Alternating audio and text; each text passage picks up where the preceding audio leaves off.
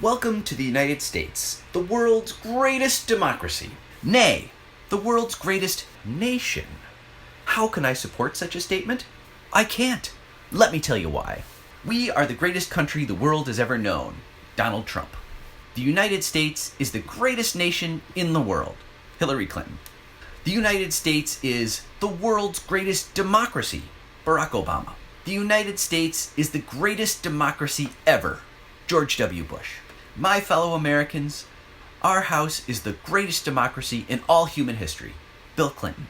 Across the mainstream spectrum, our most powerful leaders frequently remind us that our country is the greatest. According to them, we have the greatest democracy in the world, possibly in all of human history. The decisive factor that confers upon the United States the status of greatest among all nations. We are great because we have the greatest democracy. Now, there's nothing wrong with being proud of our homeland. It is comforting to think that we live in the greatest democracy on earth. But have you ever stopped to ask yourself, do the facts bear this out?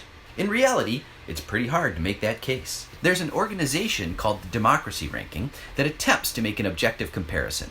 In years past, this group has examined the political systems of the world and how well their democracies perform to determine every nation's democracy ranking.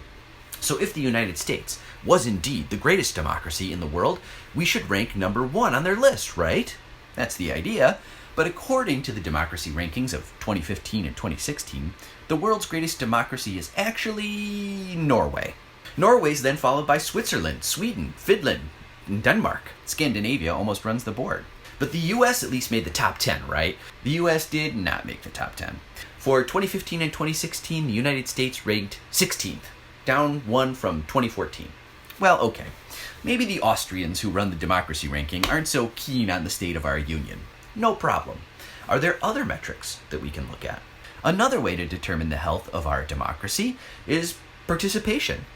Are the American people taking part in self-government? Compared to the rest of the planet, voter participation rates in the United States are bad. It's not good. Kind of embarrassing, really. The International Institute for Democracy and Electoral Assistance took a long-range look at global voter turnout rates for a big chunk of the last century, from 1945 to 2001. Australia ranked number 1 on this list, but there's no need to lose any sleep over that. You see, Australia has compulsory voting, which means you have to pay a fine if you don't vote. It's a $20 fine, but if you don't pay, it's theoretically possible to be taken to court where you could get smacked with a bigger fine and maybe even a prison sentence.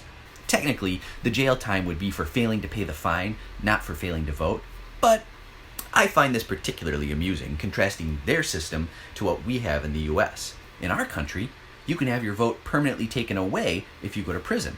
There, it's possible to go to prison if you don't vote.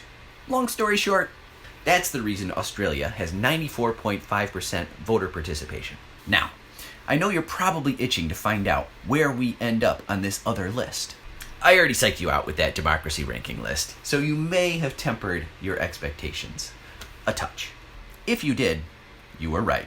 We're not in the top 10. In fact, when it comes to voter participation, we aren't even in the top 10 for North America. So how bad is it? Did we make the top 100? We did not. There are 169 countries on the list. We came in at 120. Our average voter participation rate from the mid-1940s to the new millennium was 66.5%. Even countries that you don't typically think of as having vibrant democracies managed to kick our asses in voter participation. Iran came in at 66.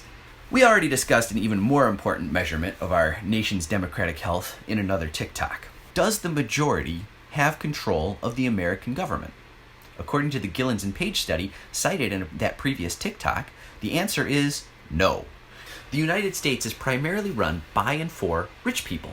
Is the public interest placed first and foremost by our national leadership? No. Are the needs of the majority being met by our government? No. Just because we're told that we live in the world's greatest democracy, or republic if that makes you happy, does not make it so. That does not mean that we can't get there. That will take some work. Give me a like, a follow, consider subscribing to my Substack, and let's talk more about that. My way, your way, hey, let's make them pay.